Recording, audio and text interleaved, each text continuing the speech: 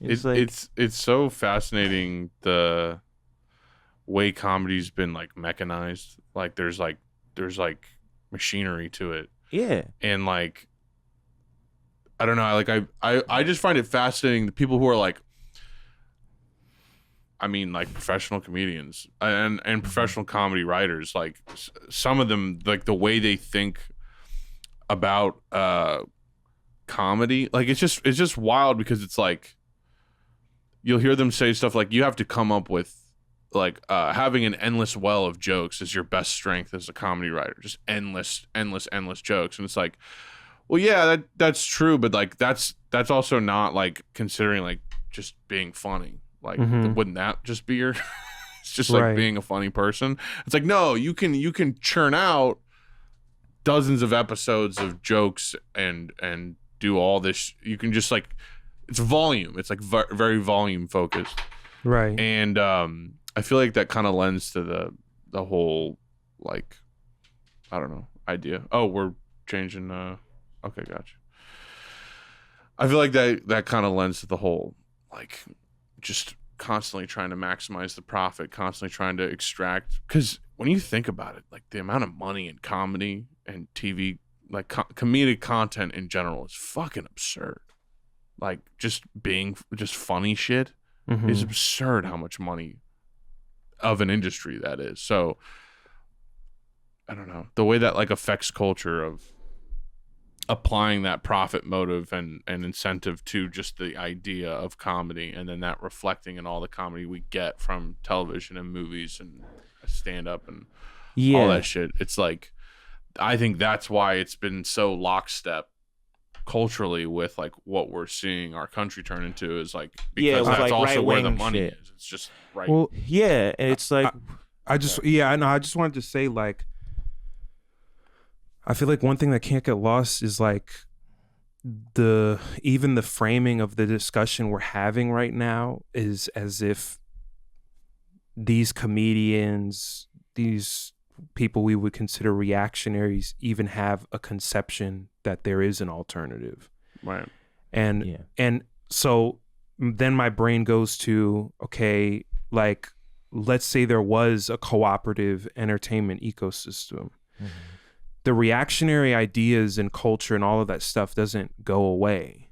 You know, it's still like whether it's festering in this cooperative ecosystem where it's like auxiliary to it or whatever, it's still going to be there. So, and what I'm saying more concretely is like, yeah, let's say there's a structural alternative that, you know, is there's money there, and it's like people can make a living. There's not as much of a concern about, you know, money and surviving and like having a fulfilling career or whatever.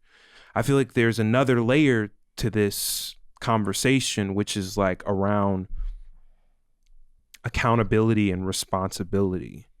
There's like this social layer of like people who just hate the idea that they would have to really think more critically about what they're saying and think more critically about what they're doing and operate in a way where people expect more of them in terms of their behavior or whatever than they currently get in this other place. Well, it's like people, it goes even more systemic than that, because having a captive audience for those reactionary ideas depends on that system existing anyway. So it's like, it's not even like, oh, the system would hold them accountable. It's also like they're going out and doing this shit and people are laughing their fucking ass off. There's a bunch of, you can call them dumb, you can call them whatever, but there's a bunch of people conditioned to laugh at those things. Yeah. Whether it be out of spite or just implicit, like that's how they feel. Right. And it's like, they feel that way because they're conditioned by the system. But I think it's a spectrum even on the right wing side of things. So like, for example, there's a difference between a Bill Burr and a fucking, who's the reactionary puppet guy? Tony. No, Tony guy? No. No. The puppet guy. Jeff Dunham. Yeah, right. Like now, in Right. terms of like appealing to, right? Like Bill Burr has Bill Burr has racist fans, and there'll be moments where they verbalize some racist shit off of something he said or did, and then he goes, "Fuck you, no." Yeah. Mhm. Right. Right. But then at the same time, he'll drift into other reactionary ideas, and then the second there's this sense of like, oh, what the fuck, you want me to reconsider that? No. Right. You know, and it's like, it ties to this point that I was trying to make, which is like, I do feel like it's tied to the structural conversation in the sense that, look, guys, there's this whole other alternative route and solution to all of this shit that you're not seeing, and it squares with the social and the cultural. It aligns. There's consistency over here. Like, there's that part of it, but I feel like there's a broader like social part of it that's related to a conversation I brought up before, where people feel like the second there's a social reassessment or a critical reassessment around like social ideas, it gets conflated with being an activist or being like a world changer or people saver, whatever you want to call it. And it's like, well, if I reevaluate, that means I'm taking one step into being the person that cares about anything beyond themselves, you know? Yeah. And it's like, I do think that there's that layer to it for some comedians that are not particularly like forward thinking, and in fact try to hold this bullshit neutrality position in line. Yeah. And it's frustrating. I'm thinking of Bill Burr first because that's how I feel about Bill Burr, because he's amazing to me, but like, and I don't know, I haven't listened to him in years, so he could have changed or something. But like, when I think of Bill Burr, or Tom Segura too, that I feel the same way about him. When I think of Bill Burr specifically, I do think of like, because I would give him a little more credit and say he has attempted to like take those steps in his life, and I think I'm sure there is that element of like, if I go too far, then I gotta go all the way. And so there's like a sort of self-imposed limit. Right. And I think there were points where I kind of felt the same way. I think I wasn't like right-wing reactionary in that way, but I would have put myself in a kind of limiting like oh, what, I'm Malcolm X now because it's like, oh, I gotta be Malcolm X now because I read a book on intersectionality. Well, it's not even that. It was like, for me it was what I gotta be Malcolm X now is hilarious. Right, like a kid's book. What, I gotta be Malcolm X now. I mean, for me it was more like limiting in the sense that like I was always a little like put off by like how a lot of black comedians talk so much shit about poor white people, and there are reasons for it. Like there's a history of like, you know, conflict in workers' movements and all this, so there's just like that just settler colonialism in general. That through line of conflict is gonna be there. It's always gonna be, but knowing that they're a scapegoat. Yes, they're one of the scapegoats. Yeah, exactly. And it never sat right with me to have that, but I also couldn't really reconcile it with like the knowledge that there is that racist thread, and there is all this history between black and white people that's like, regardless of class, you kind of can't really discount it. Right. But it is a lot deeper than that, and there's a lot more potentiality beyond what exists, beyond the threads of racism and exclusion and all of these things that are in our face. There's so much more potentiality beyond that, and it was so hard for me to admit that and then verbalize it in sort of in opposition to other black people that were saying otherwise. That's stuff like that makes it very difficult to like, because like when the prevailing narrative is, you know, poor white people, for example, like there's a very common joke in comedy, like if you're poor and you're homeless, or no, if you're white and you're homeless, you fucked up because the whole world is out there for you. I'm just like, there's a.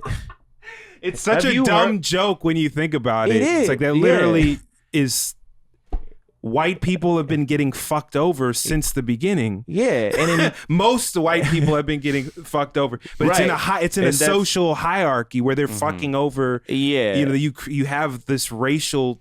Well, it's also just like mental illness is colorblind. Mental illness will affect anyone. Yeah, and it's like, and you're just in this society, you're completely dysfunctional, and if you're, you know, dysfunctionally mentally ill, then you're just there's that part too, but it's it's supposed to be a class joke. It's like it's supposed to be like, oh, you had that white skin privilege and you fucked it up. That's the joke. You blew it. And it's like, I always had that thought internally, but like taking that step of acknowledging that they make up a majority of food stamps, you know, there's people on welfare in this country. Most people. But yeah, like taking that step and acknowledging that, like verbally, and then like there was a point where I acknowledged that internally, and then I was like, all right, if I go that way, I really gotta like go all the way and be able to back up all my shit, because because when that prevailing narrative is this, then you've got people that if you give the appearance that you're like defending white people in any way, it's like then you're either anti-black, or you don't know where you came from, or this or that, or just all types of like commentary that isn't grounded in anything, but you can't really argue against it because you don't know what the fuck you're talking about. But this is a perfect example of like the specific thing I'm trying to strike at. You get what I'm really talking about. It's like putting the crazy, like obviously reactionary comedians. We know kind of what that is. It's a specific type of like comedian that we're talking about, where it's like not all hope is lost for them to like be connected to something broader than themselves, and they're like really kind of like they're trying to think critically. They're trying to come to it from their own point. They're not trying to like come from some sort of perceived social pressure to feel a certain way about something. Exactly. And it's just like, and it applies. I feel like some comedians even reactionary ones doing that. It's almost like performance art to a degree. Like I don't think for some of them, I don't think some of them are like, you know, are going to ever change. But I do think some of them are like, they're just trying to like, it's like a performance art of like, I know I'm flawed and I don't learn and I'm shitty, but also like, I'm going to be like, I'm going to lay out exactly how I'm thinking, whether it hurts your feelings or not. And it may be shitty comedy, it might be whatever, but like maybe there is a degree of like, well, at least this is coming from my conclusions or whatever. Yeah. It's a catharsis to it too. It's like that thing, and that's what can resonate with a lot of people who, especially white people, who they're feeling this broader quote unquote outside critique or criticism, and they just don't want to feel judged. They don't want to feel guilty, even though it's not about guilt. But that's where this point about the messenger I was going to bring up. It's like, it's also who are you seeing giving the critique, and what is their tone, what is their like, and what is their angle even? Because you could say something that's technically right, but if you're an asshole and judgmental about it, who are you going to win over? Exactly. You know? Right. This is like part of the thing too of like the being assigned as an activist or a person who's like into this shit is like, I'd see a lot of white creators on TikTok where it's like, that's all their content is slamming racists. Like you see a lot of them on TikTok. It's like white person who's like, we have something called racial equality back where I'm from, and we don't. How I grew up, I was taught to respect people based on their character, and it's like them slamming some other white person that's like, just from And it's Texas or something. It's like, you know? okay, but it's like the problem is systemic. Again, going back to this overused, But it's Yeah. also meaningless word. even deeper than that for me, because I have on a long enough timeline seen what politicized jokes on TikTok do algorithmically versus like something niche or weird. Yeah. And it's like you could easily just only make that type of shit, and that's it. Yeah. And there's a lot of people that fall into that. There's people that make whole careers off of that are like they wanted to be actors, but instead they do that. Like that's kind of what Jimmy Dore realized is like, oh, if I'm just a political guy, I don't have to do stand up. I can just like be on these networks and say a bunch of shit. And that applies beyond comedy too. Yeah. But I wanted to put out this thing though, like when I use this word systemic, it's like you're attacking this individual racist person. Right. How is that getting to how white supremacy is structurally reflected when it comes to labor, land, housing, food, and so on and so forth? How does that deal? It doesn't.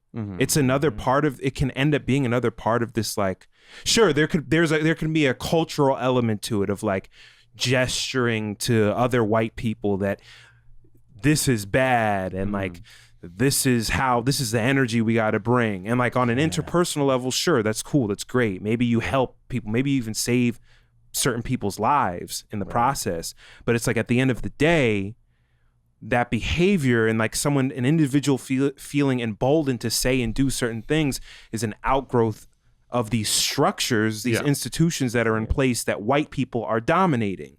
And that it's at that juncture of the conversation that we're really just talking about these TikTokers and whatever. We're talking about bread and circuses. We're talking about it's a show. It's like it's a performance, you know, presenting as striking at racism and systemic racism. But it's like, how do you do now that? There's a whole industry of like Netflix documentaries and shit about systemic racism. That's now like a coffee table book topic now. It's like, oh, look at this like beautifully done documentary or book or novel or interview or whatever about this thing. But again, it's like so flaccid. It doesn't penetrate anything. Yeah. And I think that's where a lot of it doesn't fuck me and make me come. It doesn't get in my ass. It doesn't fuck dick. me and make me come. Okay. The most well-meaning but bizarre. Like, so flaccid, it doesn't penetrate. Get in my ass. I can't feel it in my asshole. You're gonna eat my butt. The point, yes, I got it. Yeah, it just doesn't do anything.